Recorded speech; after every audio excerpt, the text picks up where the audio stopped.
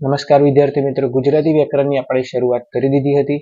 આપણે આટલા સુધી જોયું હતું વ્યંજન એટલે શું અને એના પ્રકાર, કઈથી કયો વ્યંજન બોલાય છે તે, વર્ગીય વ્યંજન અને અવર્ગીય વ્યંજનની આપણે વાત કરી હતી.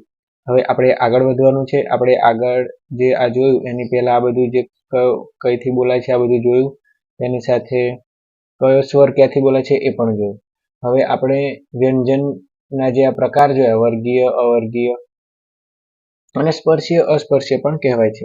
હવે એમાં થોડું ડિટેલમાં જોવાનું છે કે વ્યંજનોના ઉચ્ચારણ વખતે હવાના પ્રમાણને લઈને બે પ્રકાર પડે છે. કયા કયા પ્રકાર છે? અલ્પપ્રાણ છે અને બીજું છે મહાપ્રાણ છે. અલ્પપ્રાણ કયા છે? તો ક, ચ, ટ, ત, પ, ગ, જ, ડ, દ, બ, અંગ, અણ, ન, મ, ય, ર, લ અને અડ. 19 કેટલા અલ્પપ્રાણ છે.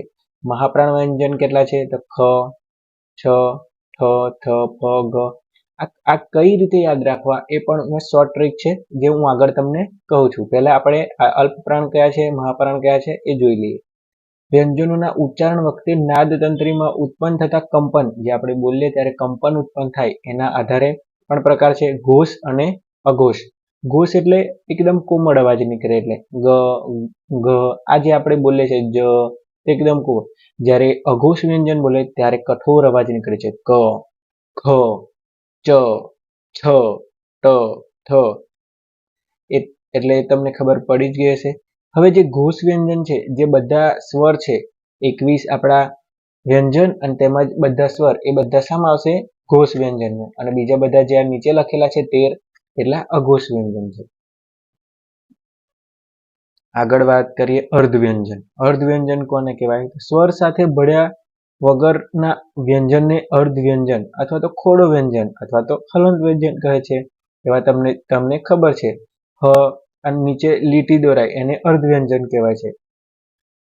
એવી રીતે અર્ધ સ્વર છે. કેટલાક વ્યંજનનો ઉચ્ચારણ સ્વરની જગ્યાએ થાય તેને અર્ધ સ્વર અથવા તો અંતસ્થ વર્ણ કહે છે.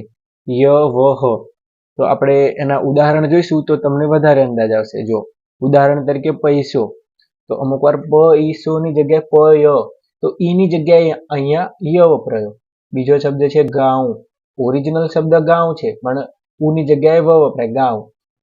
પછી છે ટહુકો, ટહુકો, પણ ટહુકો થઈ ગયું છે. સાર્થ જોડણી કોષમાં તો ર ને પણ અર્ધસ્વર તરીકે કહેવાય છે. તો ય, વ, હ અને ર એ કેવા છે? અર્ધ સ્વર છે. એટલે છે વ્યંજન, પણ અર્ધ સ્વર તરીકે આપણે ઓળખીએ છીએ, અથવા તો અંતસ્થ વર્ણ તરીકે પણ ઓળખવામાં આવે છે. આ બધા જે પ્રશ્નો છે મિત્રો, એમસીક્યુમાં એક માર્ક્સમાં પૂછાતા હોય છે, એટલે ખૂબ ધ્યાન રાખવું. હવે આવે છે પાર્શ્વિક વ્યંજન. જીભની બંને બાજુથી હવા પસાર થાય તેવા વ્યંજનને પાર્શ્વિક વ્યંજન કહે છે. આપણે જીભ જ્યારે ઊંધા નળિયા જેવો આકાર જીભનો થાય, લ, અડ, આપણે તમે બોલો ત્યારે તમને ખબર પડી જશે કે પાર્શ્વિક વ્યંજન કોને કહેવાય. જીભની બંને બાજુથી હવા પસાર થાય તેવા વ્યંજન એટલે લ ને અડ. હવે આગળ જોવાનું છે અનુનાસિક વ્યંજન.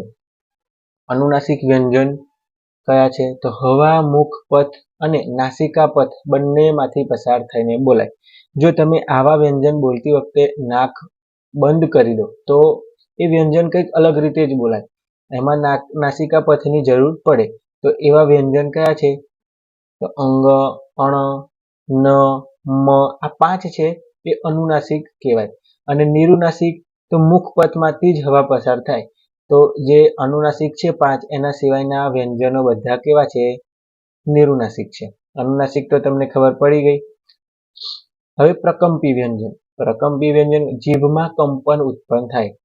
કયો અક્ષર છે? ર. ર બોલે એટલે તરત આખું કંપન ઉત્પન્ન થાય છે જીભમાં, એટલે એને પ્રકંપી વ્યંજન કહે છે. નેક્સ્ટ છે મર્મર વ્યંજન. ઝીણો ઝીણો નાદ તંત્રીમાં કંપન કરે. હ. તમે હ બોલો ત્યારે મુખ પથમાં એક ઝીણો ઝીણો કંપન ઉત્પન્ન થતું હોય છે, એને મર્મર વ્યંજન કહે છે. મર્મર એટલે હ. એ રીતે યાદ રાખજો મિત્રો. હવે આપણે જે આ બધા જોયા એ તમને યાદ કઈ રીતે રહેશે? એક શોર્ટ ટ્રીક મેં બનાવેલી છે. તો પહેલા આપણે આ કંઠ્યમાં કઈ રીતે બોલાય છે એ તમે જોયા. ક, ખ, ગ, ઘ, અંગ અને હ. ચ તાલવ્ય ચ, છ, જ, એ રીતે છે. મૂર્ધન્ય ટ, ઠ, ડ, ઢ, અણ, ર, સ અને અડ. દંત્ય ત, થ, દ, ધ, ન, લ અને સ. ઓષ્ઠ્ય પ, ફ, બ, ભ, મ અને જે દંતોષ્ઠ્ય છે, દાંત અને હોષ્ઠ બંનેમાં મળે તેવો છે વ. તો જે આપણે આ પહેલા આપણે અલગ અલગ કરેલા તે આપણે આગળ ભણી ચૂક્યા છીએ કે એ બધા વર્ગીય સ્પર્શીય વ્યંજન છે. અને જે આ બીજા છે આટલા કેટલા છે 3 ને 3 6 ને 3 9 એ કેવા છે તો અવર્ગીય અથવા તો અસ્પર્શીય વ્યંજન છે. હવે જે આ પહેલી ક અને ખ ની લાઈન છે, હવે મિત્રો અહીંયા ધ્યાન આપજો, જે આપણે બધું અત્યારે શીખ્યા આગળની સ્લાઇડમાં કે પ્રકંપી, મરમર, ઘોષ, અઘોષ એ બધું જ તમને આ એક જ કોઠામાં તમને હું શીખવાડીશ, જેથી તમને સરળતાથી યાદ રહે. તો ક અને ખ વાળી જે ઊભી લાઈન છે ક, ખ, ચ, છ, ટ, ઠ, ત, થ અને પ અને ફ, આ છે એ કેવા છે અઘોષ વ્યંજન, 13 અઘોષ વ્યંજન છે. અને આ 3 લાઈન છે એ બધા કેવા છે ઘોષ વ્યંજન છે. આ બાજુ સામે પણ જે ભૂરા કલરમાં આપેલા છે એ બધા કેવા છે અઘોષ, અને જે લીલા કલરમાં છે ઘોષ વ્યંજન છે. અને જે ઊભી લાઈન મેં દોરી તમે જોઈ શકો છો અંગ, અંગ, અણ, ન અને મ એ અનુનાસિક 5 વ્યંજન જે આપણે કયા હતા એ 5 અનુનાસિક વ્યંજન. એના સિવાયના બધા બીજા કયા છે એ નિરુનાસિક વ્યંજન. હવે આ ક, ચ, ક વાળી લાઈન પછી ગ વાળી લાઈન એક એક છોડીને અને આ અનુનાસિકની 5, તેમજ ય, ર, લ, અડ, આ બધા જે આ 5 આ બધી લાઈનો જોઈ. વચ્ચે વાળી ક, ગ, અંગ, ય, ર, લ અને અડ આ બધી જે લાઈનો જોઈ એ કેવા છે અલ્પ પ્રાણ વ્યંજન 19. 5 એકા 5, 5 તારી 15, 15 ને 4 19 અલ્પ પ્રાણ વ્યંજન છે. હવે એના સિવાયના જે રહ્યા એ કયા છે 15, એ છે મહાપ્રાણ વ્યંજન. આ રીતે સરળતાથી યાદ રહેશે મિત્રો. હવે આપણે કયો ધ્વનિ તાલવ્ય ઘોષ મહાપ્રાણ છે 2021ની પરીક્ષા જે સ્ટાફ નર્સની ગઈ એમાં એ પ્રશ્ન પૂછાયો હતો કયો ધ્વનિ તાલવ્ય ઘોષ મહાપ્રાણ છે. તો આમાં જો મિત્રો આમાં શું છે ઓપ્શનમાં આપેલા છે ચ, જ, જ અને ગ. તો અહીંયા જો ધ્યાન આપો મિત્રો કયો ધ્વનિ તાલવ્ય, તો તાલવ્યની લાઈન જુઓ ચ, છ, જ, જ, ય અને સ. હવે એમાં પણ જોવાનો છે ઘોષ, તાલવ્ય પછી ઘોષ. તો ઘોષ કયો, ઘોષની આ 3 લાઈનો છે ગ વાળી, ઘ વાળી અને અનુનાસિક વ્યંજન વાળી. તો હવે ઘોષમાં એ જોવાના છે, તો ઘોષમાં ય પણ આવે છે અને આ જ, જ અને જ, એટલે આમાં જુઓ તમે ઓપ્શનમાં જ અને જ બંને છે. અને પછી આગળ પૂછ્યું છે મહાપ્રાણ છે, તાલવ્ય, ઘોષ અને મહાપ્રાણ. આપણે તાલવ્ય અને ઘોષ તો નક્કી કરી લે કે જ અને જ એ બંને તાલવ્ય છે, ઘોષ છે. તો હવે મહાપ્રાણમાં કોણ છે, તો મહાપ્રાણ જે 15 વ્યંજન છે અલ્પપ્રાણ સિવાયના. તો અલ્પપ્રાણ ગ વાળી લાઈન અને અનુનાસિક વાળી લાઈન એની વચ્ચેની જ. તો જવાબ શું આવશે મિત્રો જ. ફરી એકવાર જો તમને ખબર ના પડી હોય તો અહીંયા જો કયો ધ્વનિ તાલવ્ય ઘોષ મહાપ્રાણ છે 2021માં પ્રશ્ન પૂછાયેલો છે. પહેલા તાલવ્ય જોવાનું, તો તાલવ્યની લાઈન જુઓ ચ વાળી, ચ, છ, જ, જ, ય અને સ. હવે ઘોષ જોવાનું છે, તો ઘોષ કયા છે જે ગ્રીન કલર, જે લીલો કલર છે જ, જ, જ અને ય. તાલવ્યમાં આ 3 જે કલર 4 છે એ. હવે આપણે ઓપ્શનમાં જુઓ તમે ચ, જ અને ઘ છે, તો ઘ તો આવતો નથી અને ચ નથી આવતો, બરોબર છે. તો ઘોષમાં આ 4 જ છે જ, જ, જ અને ય.